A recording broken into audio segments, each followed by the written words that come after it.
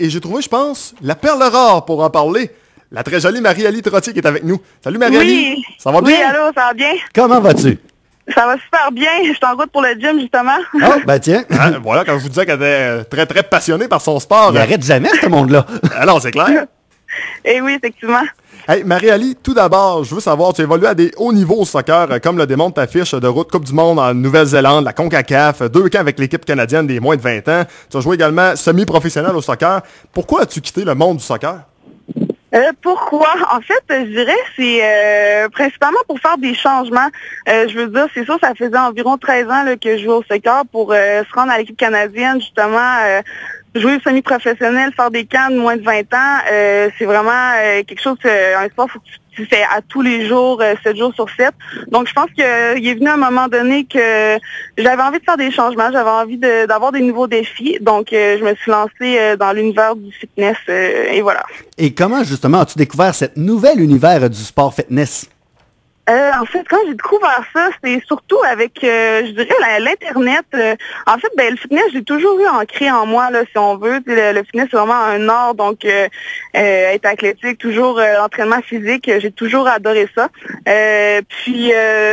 Donc c'est ça, comment j'ai découvert ça, en fait, j'allais un peu, j'ai fait tous les gyms là, à Québec, j'ai commencé comme ça, je me suis inscrit le premier au Mega Fitness Gym. Par la suite, je me suis trouvé un entraîneur. J'ai fréquenté aussi un gars qui avait fait du fitness, donc lui, il m'a beaucoup aidé là, à connaître cet univers-là. Puis peu à peu, de gauche à droite, là, je prenais des conseils, tout ça, puis j'ai eu la piqûre pour faire des compétitions. Donc, après avoir fini ce soccer, là, autrement dit, 6 mois plus tard, je me suis lancée pour faire une compétition là, dans le body figure. Justement, il y a plusieurs sortes de fitness. Je ne me trompe pas, il y a même 5 sortes. Là. Outre le body figure, le bikini fitness, est-ce qu'il y en a d'autres auxquels tu participes? Ouais. Ben en fait, les catégories, là, la première, c'est bikini. Ça, c'est une nouvelle catégorie que ça doit faire 5 ans là, qu'ils l'ont sorti. Ensuite de ça, c'est le body figure, le body fitness, puis le culturisme, là, communément appelé le bodybuilding. Le bikini, c'est ça. Autrement dit, c'est vraiment les 4. Là, pour les femmes, c'est les 4 catégories. Okay. Moi, je voudrais savoir, justement, qu'est-ce que tu retires de ce sport-là à la fin de la journée? Qu'est-ce que le body fitness peut t'apporter autre que la santé, peut-être la satisfaction de soi? Mon Dieu, ça c'est clair, là, beaucoup être en meilleure forme, là, en meilleure santé, à surpasser à tous les jours, à surmonter des défis. C'est vraiment un lifestyle. C'est ça. C'est vraiment là. C'est vraiment un lifestyle, puis d'accomplir des défis. C'est ça. Pour moi, c'est vraiment ça.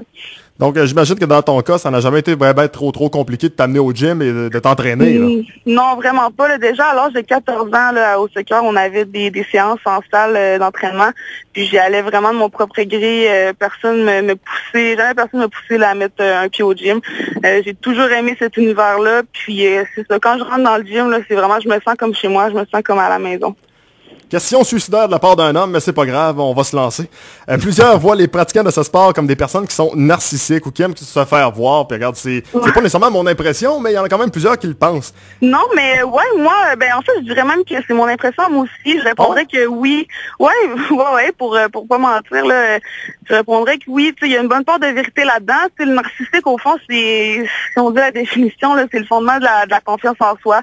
Ça désigne aussi l'importance excessive qu'on va accorder à notre image personnelle. C'est qu'à partir du moment qu'un individu va rechercher l'amélioration physique en soi, je pense qu'il y a une attitude qui va être dérivée du narcissisme. Puis je crois aussi que tous les êtres humains le sont en quelque sorte. Là. Mais ceux qui aiment l'art basé sur la culture du corps, qui est dans le but premier de remporter des prix, peut-être qu'on l'est un petit peu plus que la moyenne. Mais pour répondre à la question, là, il y a une bonne part de vérité, mais il faut juste savoir s'équilibrer, là, comme dans tout. C'est un dosage, dans le fond, c'est de faire un bon ballon, tout simplement. Oui, exactement. Moi, je voudrais savoir, bien sûr, on parle beaucoup d'entraînement dans ce style de sport-là, mais l'alimentation doit jouer un rôle quand même très important. C'est un rôle plus qu'important. C'est clair que s'entraîner, en fait, l'alimentation, si on a une mauvaise alimentation, les résultats, ils vont pas être là à 100%. Même que je dirais l'alimentation, comme on dit, c'est 80% des résultats. surtout dans le fitness, là, pour être fit, pour avoir un pourcentage de gras qui est assez faible, il faut avoir une alimentation assez stricte. Donc c'est ça. Moi, pour ma part, je prends environ 6 repas par jour. Donc, c'est des viandes maigres, par exemple le cheval, le bison, le wapiti, le poulet, la dinde, toutes les saumons, filets de sol, tout ça. Des glucides à bas d'index glycémique, les gras essentiels, par exemple l'huile de coconut, l'huile d'olive, des fruits, les légumes, beaucoup de légumes, environ 3 tasses les midis, 3 tasses le soir. Donc voilà, ça tourne autour de ça. C'est sûr qu'en fin de préparation, ben là, les calories, ça diminue. Là, présentement, j'étais à 1453 calories. Puis, je m'entraîne quand même 1 à 2 fois par jour. Donc, mais c'est ça, il faut baisser le pourcentage de gras environ à 9-10% pour une bikini. Donc l'alimentation va avec. Probablement qu'il y a des nutritionnistes auxquels tu dois faire affaire justement pour avoir un petit coup de main quelque part. Oui, ben là, j'ai mon coach Vincent Comtois. Lui, il est naturopathe. Il a beaucoup de formations, des certificats, tout ça. Il est vraiment calé dans le domaine. Donc, côté entraînement, nutrition, c'est lui qui me suit là-dedans. Tantôt, t'en parlais, première compétition après seulement 6 mois. Est-ce qu'il y a un moment où ce que tu t'es dit, regarde, c'est pas fait pour moi ce sport-là, j'abandonne après soit la première compétition, peut-être même un petit peu avant? Ben écoutez, en fait, ma première compétition, moi, ça a été en 2010. J'ai fait catégorie body figure, donc c'est sûr que c'est un level qui est plus élevé. Les critères, là, c'est vraiment avoir la gamme musculaire, les épaules en V, tout ça, un pourcentage de gras, il devrait être à 6%. Après la première compétition, côté santé, j'ai décidé de prendre un break. Puis c'est vraiment en 2012 là, que j'ai décidé de recommencer, mais dans le bikini uniquement. Donc oui, j'ai pris un break, mais c'est ça, j'avais vraiment aimé l'expérience, tout ça, ça m'avait apporté énormément. Mais non, c'est ça. Fait que là, mais là, j'ai recommencé là il y a 2 ans dans le bikini, puis je compte pas arrêter du tout. Ouais, ben en 2013, ça a très bien été pour toi. Tu as remporté le titre provincial de Bikini Fitness, un accomplissement dont j'imagine tu dois être très fier. Ouais, ben c'est ça. Puis là, ça me permet de faire les nationaux qui sont le 5 juillet prochain. Donc oui, c'est sûr, c'est fun de ramener un trophée à la maison. Donc ouais, je suis fière de ça, c'est sûr. Moi, je voudrais savoir, Marie-Ali, tes objectifs pour le futur. À quoi tu veux en venir justement avec ce sport-là? Ben en fait, dans ce milieu-là, ça serait vraiment de faire Olympia. J'aimerais vraiment ça, remporter la première place là, un jour. C'est vraiment, je vise le top. Ça sera un peu le rêve? Pardon? Ça sera un peu le rêve? Ouais, c'est ça. C'est vraiment mon plus gros objectif par rapport à ça. Puis en même temps, c'est pour ma carrière. Là, je suis un entraîneur privé au Mega Gym à Québec. Puis je veux vraiment rester dans ce milieu-là. Là, j'ai vraiment pris cette vocation-là. C'est un choix que j'ai fait dernièrement. Fait que c'est vraiment entraîner, j'aime transformer les gens. Plus tard, peut-être avoir une chaîne sur la nutrition, sur l'entraînement à la télévision un jour. J'aimerais vraiment ça. On verra où les choses vont m'amener, mais pour le moment, j'ai beaucoup d'offres qui viennent à moi. Puis donc, je suis confiante là, à ce niveau-là. Là, je vais faire rêver certains gars avec la prochaine question. La partie du corps que tu aimes le plus entraîner et pourquoi? Ben, je dirais, m'être posé la question l'année passée ou les autres années passées, j'aurais dit peut-être les épaules.